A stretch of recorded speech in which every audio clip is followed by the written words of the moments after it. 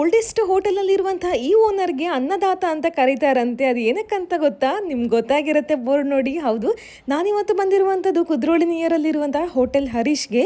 ಇವರ ಸ್ಟೋರಿನ ನಾನು ಲಾಸ್ಟಲ್ಲಿ ಹೇಳ್ತೀನಿ, ವಿಡಿಯೋನ ತಪ್ಪದೆ ಕೊನೆ ತನಕ ನೋಡಿ. ಇಲ್ಲಿ ಹೋಗಿ ನಾವು ಏನೆಲ್ಲ ತಿಂದ್ವಿ ಅದನ್ನು ಫಸ್ಟ್ ಹೇಳ್ತೀನಿ. ಹೋಗ್ತಾನೆ ಒಂದು ರಾಶಿ ಫ್ರೈಗಳನ್ನು ಮಾಡಿ ಇಟ್ಟಿದ್ರು. ಅದ್ರನ್ನ ನೋಡ ನಮ್ಗೆ ಅಷ್ಟು ಖುಷಿ ಆಯಿತು. ಇವರಲ್ಲಿ ತುಂಬ ಫೇಮಸ್ ಅಂತಂದರೆ fish masala fry and chicken sukka ಅಂತ ಹೇಳಿದ್ರು. ಹಾಗಾದರೆ ಬಿಡ್ಲಿಕ್ಕಾಗುತ್ತಾ? ನಾವು ಅದನ್ನೇ ಟ್ರೈ ಮಾಡಿದ್ವಿ. ಟೇಸ್ಟ್ ಮಾತ್ರ ಅಲ್ಟಿಮೇಟ್ ಆಗಿತ್ತು. 10 ಔಟ್ ಆಫ್ 10 ಅಂತಲೇ ಹೇಳ್ಬೋದು. ಅದ್ರ ಜೊತೆಗೆ ತುಂಬ ಸ್ಪೈಸಿ ಆಗಿತ್ತು. ನನಗಂತೂ ಸಿಕ್ಕಾಪಟ್ಟೆ ಇಷ್ಟ ಆಯಿತು. ಮಸ್ಟ್ ಟ್ರೈ ಅಂತಲೇ ಹೇಳ್ಬೋದು.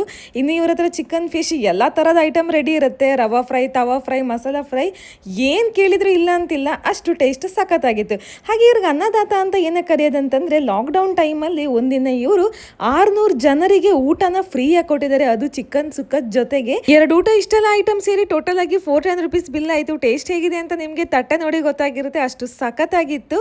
ಬಂದ ಗ್ರಾಹಕರಿಗೆ ಒಂದು ಒಳ್ಳೆ ಕರಾವಳಿ ಫುಡ್ ಕೊಡೋದ್ರ ಜೊತೆಗೆ ಒಂದು ಒಳ್ಳೆ ಹೃದಯವಂತಿಕೆಯನ್ನು ಹೊಂದಿರುವಂತಹ ದೀಪಕ್ ಸನಿಲ್ ಅವರಿಗೆ ಹ್ಯಾಟ್ಸ್ ಆಫ್ ಹೇಳ್ತಾ, ನೀವೇನಾದ್ರೂ ಈ ಓಲ್ಡೆಸ್ಟ್ ಹೋಟೆಲ್ಗೆ ಭೇಟಿ ಕೊಡಬೇಕು ಅಂತಿದ್ರೆ ಕುದ್ರೋಳಿ ರೋಡಲ್ಲಿರುವಂಥ ಹೋಟೆಲ್ ಹರೀಶ್ಗೆ ಬನ್ನಿ.